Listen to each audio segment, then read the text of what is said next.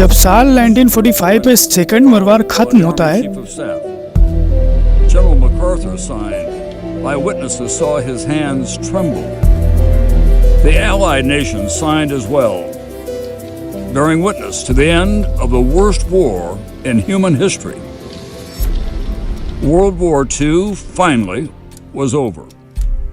तो यूएसए एक super power country के रूप में बढ़ता है, लेकिन सोवियत संघ, रूस और अमेरिका के बीच का जो शीत युद्ध था वो खत्म नहीं हो रहा था। अब यहाँ पर दोनों देश अपने अपने इंटेलिजेंस, सरला सिस्टम्स और एडवांस मिलिट्री वेपन्स को डेवलप करने में लग जाते हैं। इसी को देखते हुए अमेरिका नेवाडा के एक दूर दराज इलाके को न्यूक्लियर वेपन टेस्टिंग और स्पाई प्लेन्स को डेवलप करने के लिए सिलेक्ट करता है, जिसका नाम एरिया 51 था।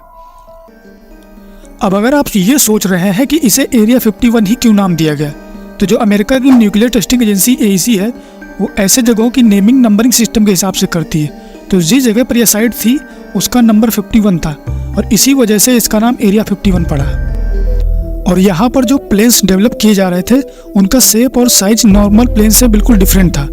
तो जब टेस्टिंग होती थी तो टेस्टिंग के दौरान प्लेन्स फ्लाई करते थे तो सनलाइट के रिफ्लेक्शन से उनकी कुछ अजीब शेप्स दिखाई देती थी। तभी से यहाँ पर यूएफओ और एलियन टेक्नोलॉजी के बारे में रूमर्स फैलने लगी थी।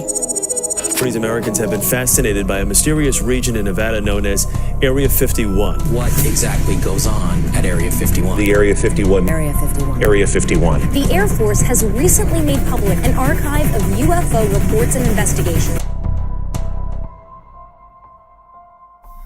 अब अगर आसपास कोई भी घटना होती थी तो उसे लोग एरिया 51 से ही जोड़ देते थे। जब साल 1947 में अमेरिका के एक शहर रोसवेल में ही एक high altitude flying object crash होता है तो लोग उसे एलियन टेक्नोलॉजी और यूएफओ से जोड़ देते हैं, लेकिन अमेरिकी सरकार इसको छिपा रही थी। अब छिपाने की कोशिश क्यों कर रही थी ये तो नहीं पता लगता है, लेकिन वो इसे वेदर बैलून बता रही थी। जबकि ये स्थान एरिया 51 से लगभग 1200 किलोमीटर की दूरी पर था, लेकिन लोग मानने को तैयार ही नहीं थे। Many of the men in my book worked on those bomb tests. But to most of the world, Area 51 is famously known for the alien conspiracy theory that involves a UFO that crashed in Roswell, New Mexico. Jacobson cites an anonymous source who gave her a surprising explanation.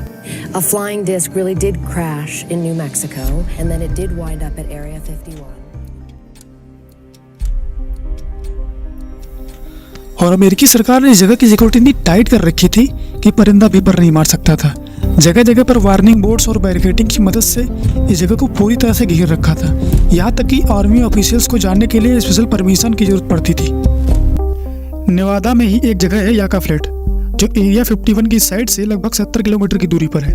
जब साल 1951 में American atomic energy commission यहाँ पर एक परमाणु परीक्षण करती है तो विस्फोट के कुछ ही समय बाद एक गोल आकार की वस्तु आसमान से नीचे आती हुई दिखाई देती है। अब कॉन्स्पिरेसी थ्योरीज कहती हैं कि यह एक यूएफओ था जो किंग बेर में जाकर क्रैश हुआ। अब इस घटना के 2 दिन बाद जैसे वहाँ के आर्मी ऑफिसर्स को पता लगता है तो वे लोग 40 इंजीनियर्स की टीम को इस घटनास्थल पर भेज देते हैं। अब इस इंजीनियर की टीम को वहाँ पर क्या बरामद हुआ कोई इन्फॉर्मेशन इसके बारे में ऑफिशियल रिकॉर्ड नहीं है। सबसे ज़्यादा बूस्ट इस थ्योरी को तब मिला जब साल 1989 में अमेरिका के कॉन्स्पिरेसी थ्योरिस्ट बॉब लेजार्ड ने दावा किया कि उन्होंने एरिया 51 की एक सीक्रेट जगह S4 में एलियन स्पेसक्राफ्ट देखे हैं। अब इनके बहुत सारे इंटरव्यू उस पर मिल जाते हैं, लेकिन बाद में पता चलता है कि इन्होंने ये सब कहानी अपने मन से बताई थी और ऐसा कुछ भी इसका ऑफिशियल रिकॉर्ड नहीं मिला है। Actually 9 flying saucers, flying discs. Despite numerous inquiries and feelers, Dennis has remained anonymous until now. His real name is Robert Lazar, a young scientist with eclectic interests. The choice of Dennis was an inside joke. He says that's the name of his superior at Groom Lake. It wasn't a joke to Dennis. He called right after and he said, "Do you have any idea what we're going to do to you now?" And I said, "Well, no." And he hung up the phone.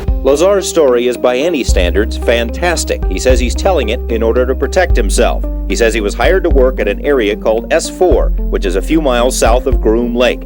At S4, he says, are flying saucers, antimatter reactors, and other... अब इस जगह के बारे में इतनी अफवाहें और conspiracy theories बन चुकी थी कि साल 2013 में अमेरिका की जो सेंट्रल इंटेलिजेंस एजेंसी थी इस जगह पर जाती है और वहाँ के वर्कर्स और साइंटिस्ट से बात करती है। जांच के बाद ये लोग 392 पन्नों की रिपोर्ट तैयार करते हैं। अब इस रिपोर्ट में वहाँ पर जो प्रोजेक्ट चल रहे थे U2 स्पाई प्लेन्स और ऑक्सकार्ड के, इसके बारे में जानकारी देते हैं। और ये जो रिपोर्ट थी 392 पन्नों की, इसे पढ़ने से साफ पता लगता था कि इसमें कुछ पैराग्राफ्स और हेडलाइंस को स्याही से छिपाने की कोशिश की गई है। अब जब इसके बारे में वहाँ की सरकार से पूछा जाता है तो वे लोग बताने से मना कर देते हैं। और कहते हैं कि ये आर्मी के कुछ ऑफिशियल प्रोजेक्ट्स हैं जिन्हें हम पब्लिकली जाहिर नहीं कर सकते। Inside this hangar, a team of scientists is hard at work trying to reverse engineer a UFO. Witnesses reported a massive craft capable of unearthly performance. But what could explain these capabilities? सबसे last घटना जो area 51 के बारे में थी वो सितंबर 2019 में एक सोशल मीडिया कैंपेन के दौरान हुई, जब एरिया 51 के बाहर हजारों लोगों की भीड़ इकट्ठा हुई और कहा जाता है कि ये इवेंट एक फेसबुक यूजर द्वारा ऑर्गेनाइज कराया गया था। अब इस इवेंट में लगभग 6000 से ज़्यादा लोग आते हैं और एरिया 51 की बाहर एक जगह थी, वहाँ पर ये लोग इवेंट करते हैं, मौज मस्ती करते हैं और फिर वापस चले जाते हैं। लेकिन इसी इवेंट के दौरान दो फ्रेंड्स थे जिन लोगों ने एरिया 51 के गेट में घुसने की कोशिश की थी, तो वहाँ के आर्मी ऑफिसर्स ने पकड़ लेते हैं और कुछ फाइन लगाते हैं और 3 दिन तक इनको जेल में भी रखते हैं। Tubers who acknowledged they saw the no trespassing signs at the Mercury Highway entrance, but went in anyway. They have been charged with trespassing.